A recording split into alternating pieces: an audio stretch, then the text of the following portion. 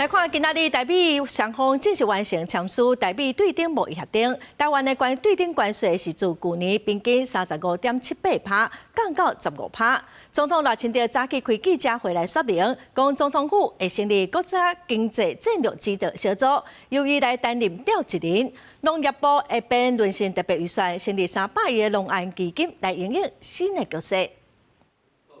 积极落实台湾模式。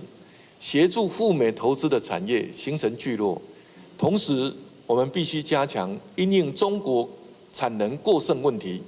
尤其要防堵特定地区产品违规运转及洗产地，擦亮 MIT Made in Taiwan 的招牌。总统府将成立国家经济战略指导小组，由本人担任召集人，结合行政院卓荣泰院长领导的 经济发展委员会未来推动台湾经济发展，将由国安团队与行政院分工合作，团结朝野、企业界及民间团体力量，共同努力将台湾经济推升到全新的境界。